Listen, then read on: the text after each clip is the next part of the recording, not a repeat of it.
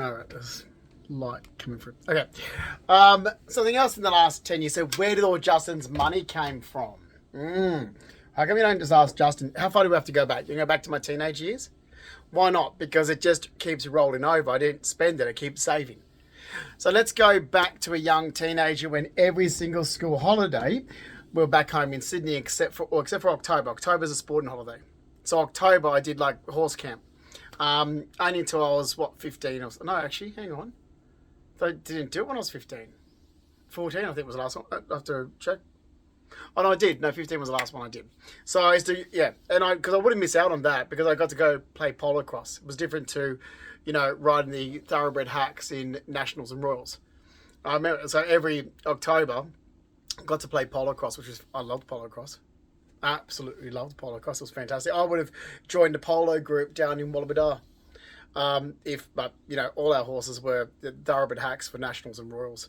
So I competed in, equestrian horse riding professionally. I retired from professional horse riding in 2004. So we can even go back to money that I made from that. So everything I always saved. So I made money from professional horse riding, which is my sport as well. But there was other things as well that made money. Oh, Carleen McPhee. Carleen McPhee's son was a detective in King's Cross. Carleen McPhee paid Amanda and myself to break in a horse for her. Oh, that's right. Because that money that when it saved, because my grandparents, Reggie and Ollie, used to always say, "Don't tell your mum you got money. We got anywhere you can hide it, like in my speaker." So whatever bullshit jokes I've said to people or lies, these are the facts. Now, this is so ridiculous when Amanda just doesn't understand what a joke is. God, Amanda, do the Harry Bolt. What's the Harry? Yeah, a joke's a joke, Amanda. If you miss the punchline, if everyone's laughing, what I've stated is just being mockery and sarcastic. It's a joke. I've never made money from doing anything criminal. Okay?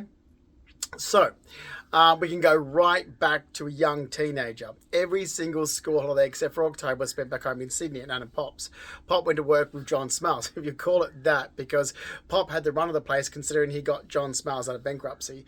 And it went from PJ's boats to family boats. It was in Ford Street, just off Sunny Hot Road there in Blacktown. So Pop used to be like, come on boy, come to work with me. So I used to go to work with Pop. Now, Pop used to rewire boats. So that I used to bring home all the boat batteries, all the wires, and I used to rewire my bedroom. My mum could have stood up and said, "Oh, I used to go to work with Dad. I used to come home. I couldn't step foot in his bedroom. There was cameras, there was alarms, the lights were going off. So I used to leave his bedroom door closed. But I wasn't allowed to hook it up to power, so I hooked it up to all the boat batteries. So we're going back to a very young kid, like young teenager. Now, John Smiles used to pay me $50 a day. Okay, we're talking like 1992.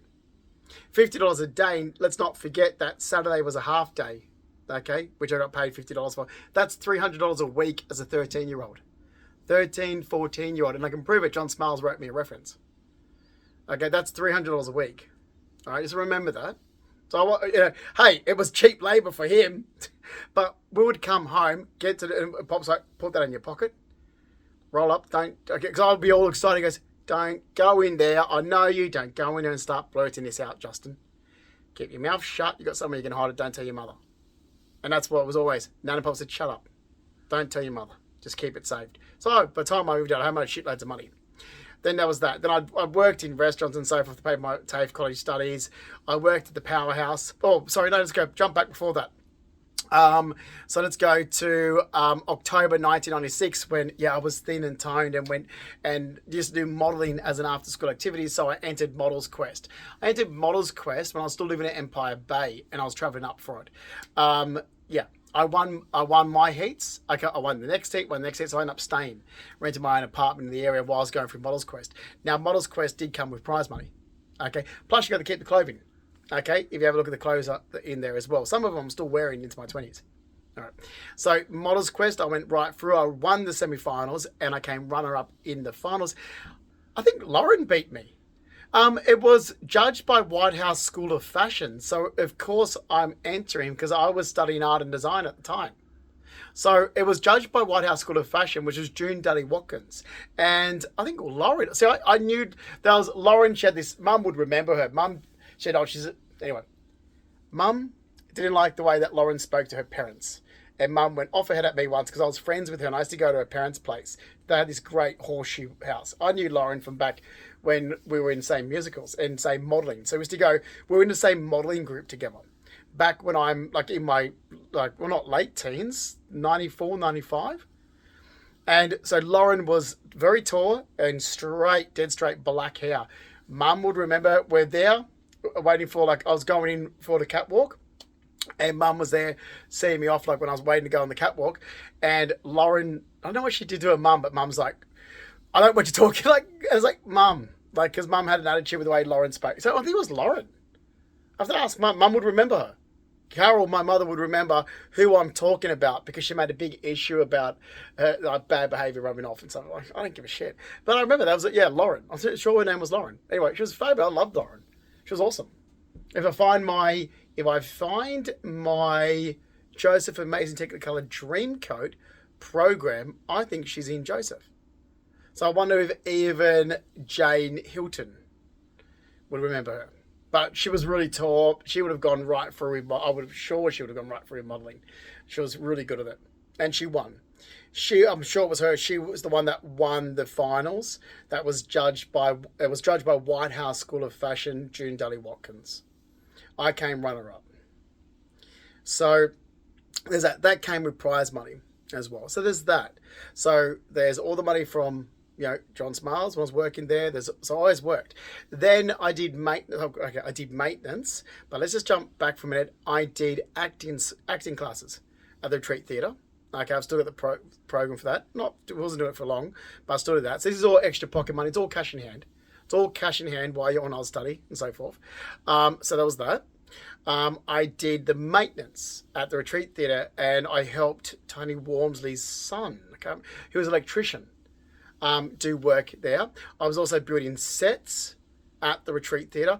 And if people of Tamworth remembers in the 1996, 1997, and the 96, 97, that they would drive past the Retreat Theatre. It's like, when are they going to finish painting it? It went from being this dark green, and then the side as you're driving up and you're passing the Retreat Theatre, like as if it's on the right-hand side, that whole area was painted a light blue-green. I painted that side. I couldn't finish it. I was only a kid, man. I had a roller on a stick and a friggin' ladder. That Retreat Theatre's high. That I painted that whole wall, and I said I can't do the rest. I couldn't, but I got paid to do that wall. Everybody would remember. It's like it was an odd color on one side for ages, and that's because I started painting it, and I couldn't go around the sides and paint the roof and the sides or the front of it. It was like, so I could only paint where the back of the wall was flat, and I lent a ladder up to it, and I painted. So the ladder was then, so that back wall, the back of the theatre, not the entrance, that was easy to paint. I got paid for that. I got paid over $1,000 for that. And that was in the, before I was 18. So there was that money there. Plus, I was still on Oz study, because I was studying fine arts in 96, then I studied design fundamentals in 97.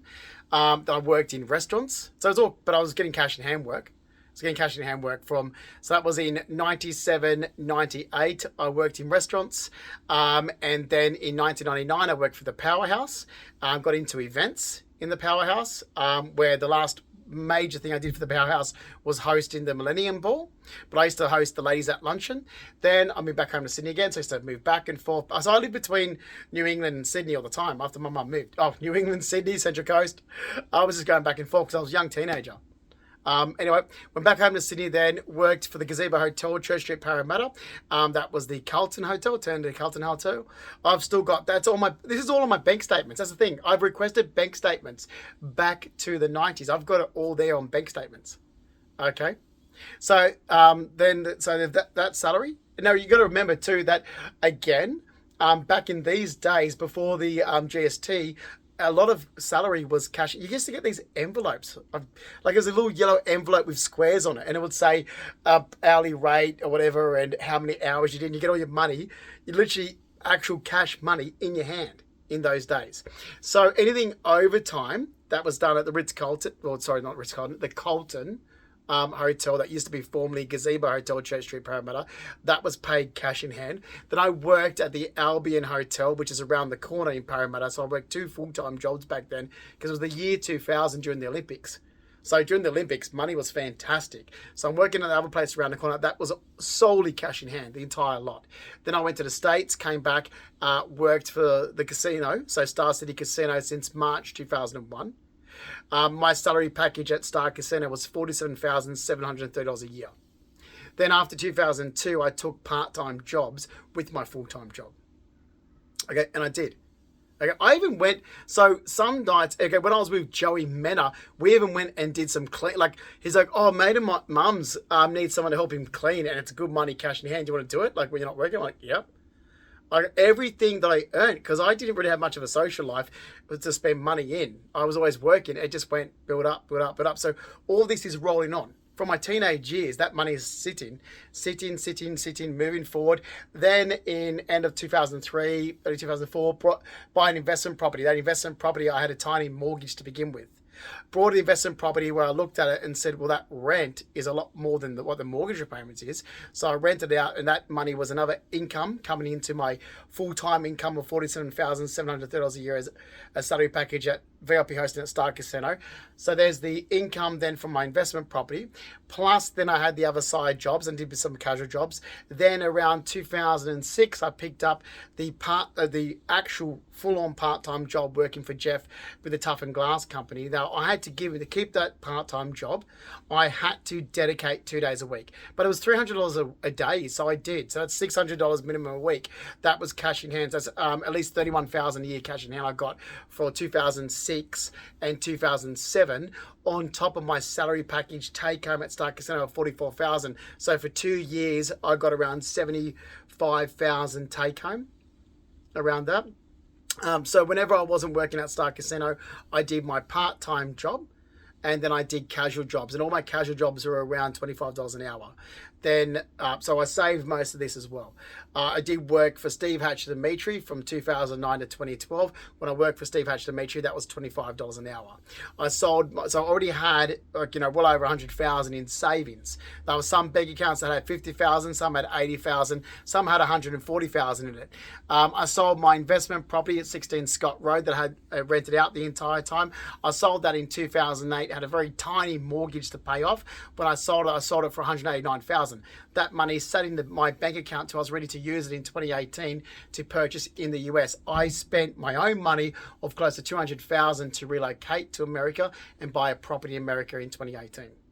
Okay, all my belongings, assets, and everything I owned outright. The entire lot was owned outright. I paid cash for my BMW because I had the cash to do so. I've always had sports cars. I always had really good cars. I did what my grandfather said to do, even though he was smirking about it when I was. So in 1997, I was going to buy an Alfa Romeo Clover, and if Reg was sitting here today, he would say, yeah, because we were looking at the trading post in Kerry Road, and I'm buying a good car because I had the money to do so. And then Mum went off her head. Oh, he wants to buy a 2-door sports car. He's going to be a cop maggot. Oh, the premium is going to be through the roof. And my grandfather's there, sitting at the dining table with the chair, and he's like doing his role. He's like, yes, like, Justin, listen to your mother. When you're 21, you can get a sports car. You've just got to get something to get you from A to B now. And he's smirking at me. So I was like, okay. So I've got to get a 4-door car. So I now got a muscle car that had a twin sports exhaust back to the cat, full-on surround sound system, subwoofer, you name it. And yeah, it was all electric sunroof, electric windows, everything. And then Mum still went off her. It's like, but hey, I would have got the sports car. You said I have to go to a 4-door. So I did. Of course, that car got written off. I didn't have insurance, but, you know, not through any fault that I did. I was coming home. How this started, actually, I was coming home on the Putty Road. So in 1999, I'm down competing at Sydney Royal, leave really late after my class because I had to go to work. I'm driving the Putty Roadway. I should never did. I hit a wombat. That's how the car got written off. I freaking hit it. Was it not a wombat? Yeah, it was a wombat. It rode itself into like a rock, literally busted up my car. So, and then after that, it was like, there's no point trying to fix it. Okay, so it was basically undrivable. Okay, then there's other stories and stuff, but yeah, but how I fucked that car up was on the Putty Road. It was on the Putty Road, late at night. I was coming, because I had to go straight to work. I hit a fucking wombat. So I'm in Sydney, competing at Sydney Roll, drive back to mum's because I'd work at the powerhouse the next day. I left the class, basically I left the ring. It's black, pitch black, jumped in the car, drive the Putty Road, hit a wombat, had to take it slow, like 10 Ks. It took me fucking hours to get back to mum's, go to work the next day, eyes hanging on my head, the car's all smashed up. Okay.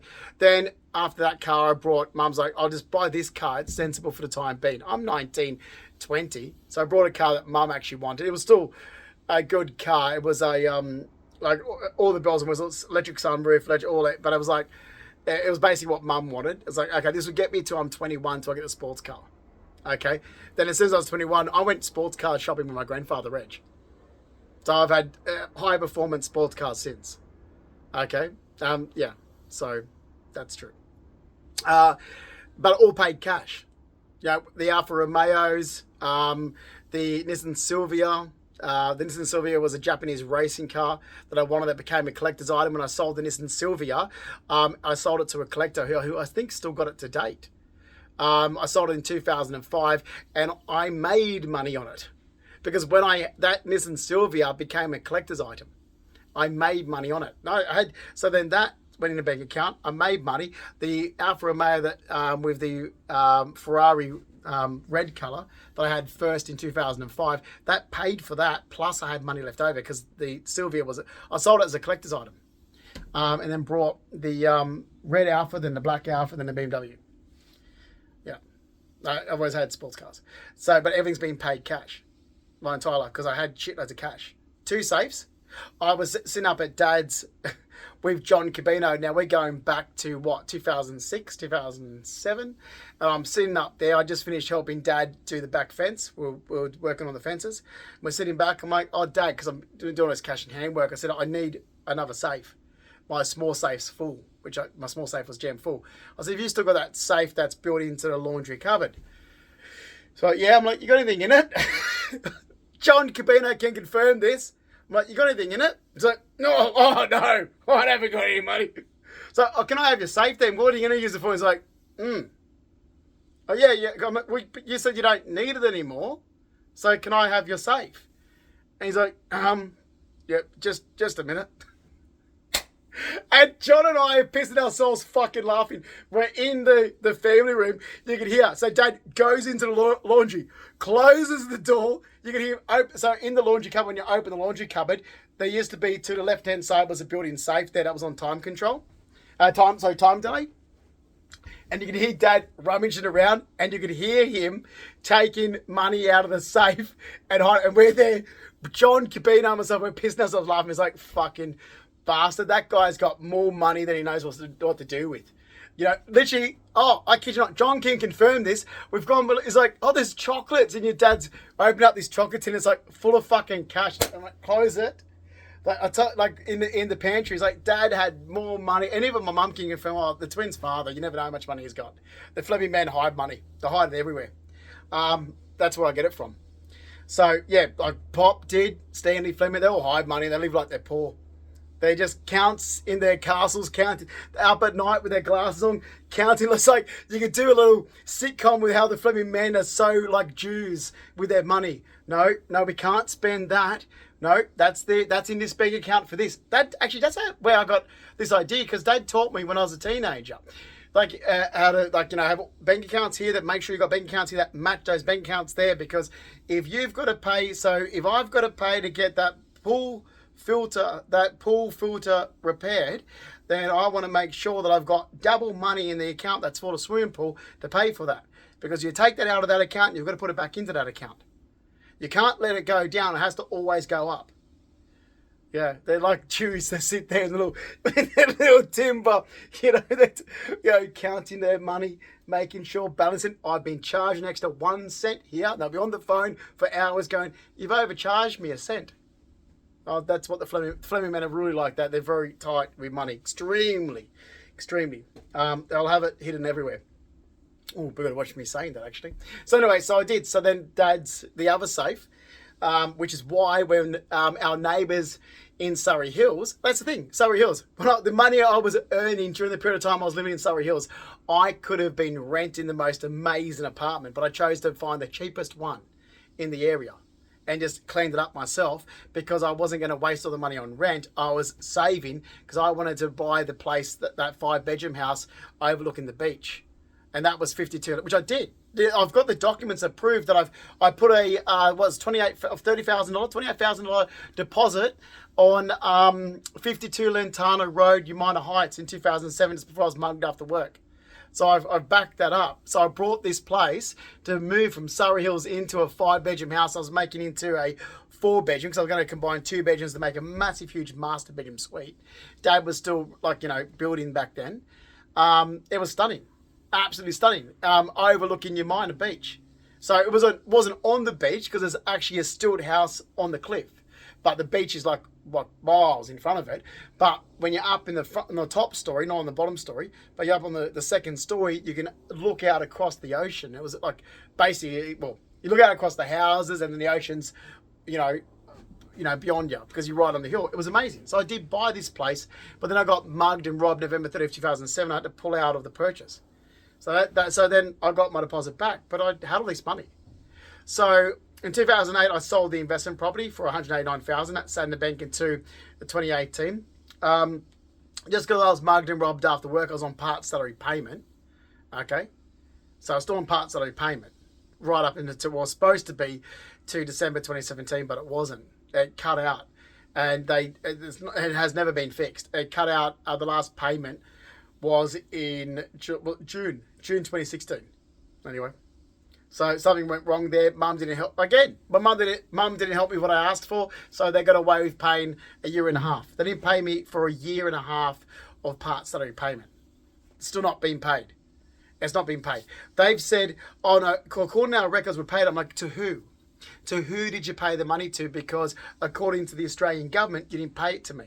So the Australian government, the ATO, have on record that I was not paid from July 2016 to December 2017. There was no money at all. So Star Casino was continuously asked since 2016, who did you pay the money to? You didn't pay it to me. So where did it go? And it's going back and forth. And I asked my mum to get me a list. Anyway, I've got the proof of this as well. So it was during the period of time when Arsene's made up a story that I was using drugs. And my doctor's like, he wasn't using drugs. Just because he's playing a prank on you idiots. He wasn't using drugs. And literally, I deliberately set out to entrap a whole group of people like Belinda Jeffries, who's a cocaine dealer. And I'm not, that's why I'm making so much noise about it.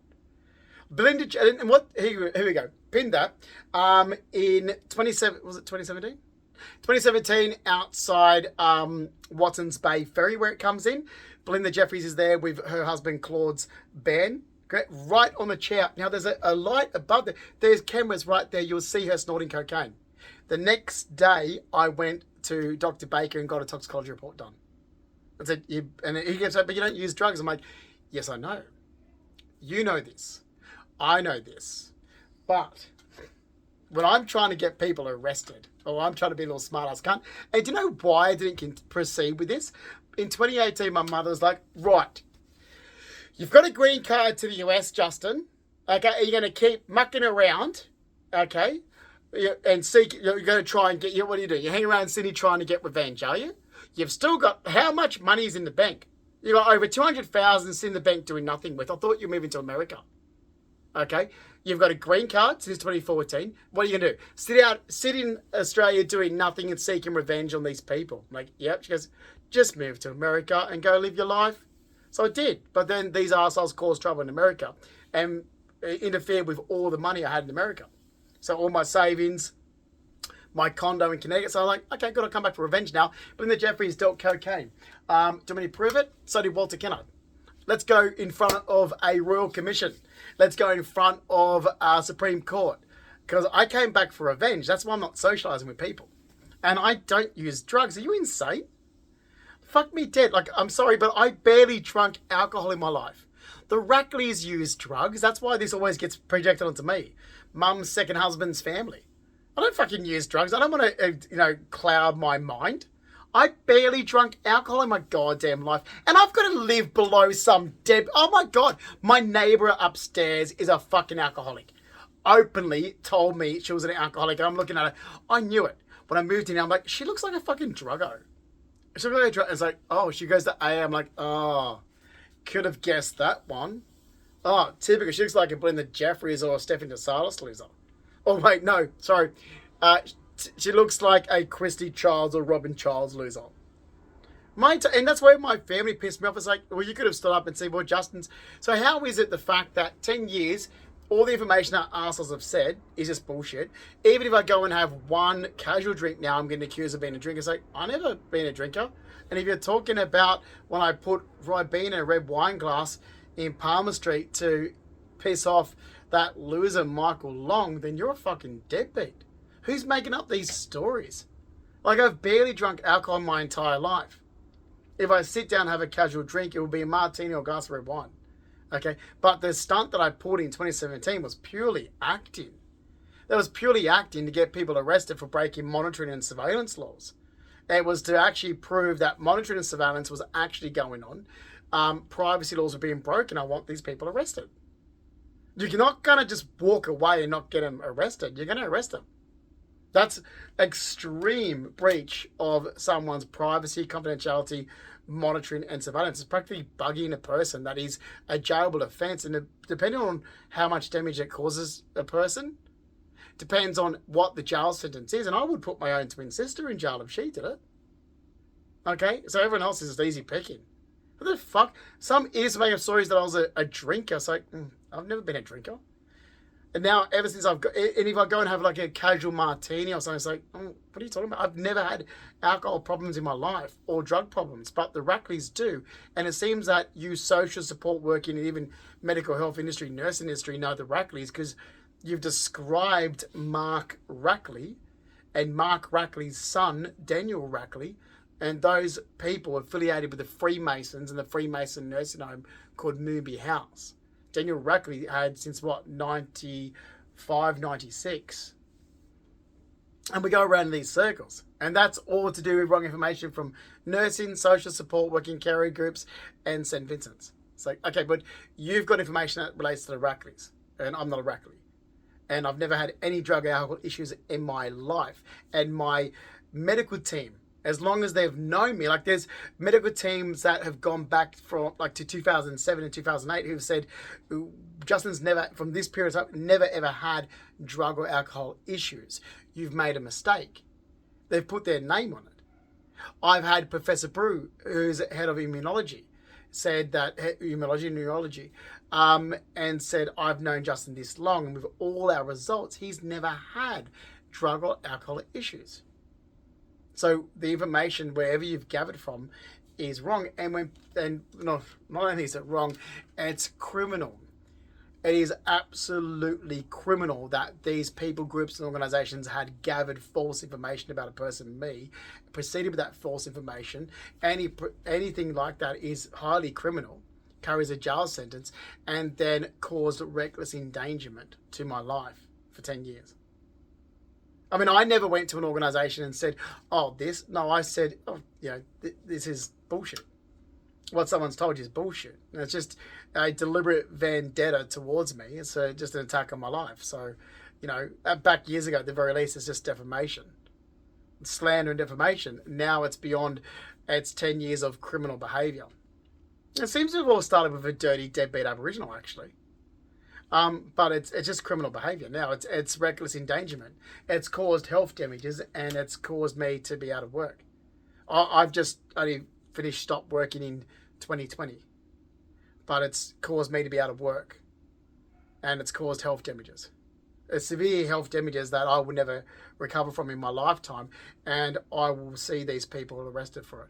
So there's the long list of where all my money came from. Not to mention what I earned in America, saved in America, and had in America as well, because I did own my own condo there that I had no mortgage on. So there. So I hope that clears things up. This is not going to go away because I want those people charged. And considering even my neighbour where I currently live thinks that she's so entitled to involve herself in my life, we're going to have to proceed further with criminal charges there. I suggest people mind their own business.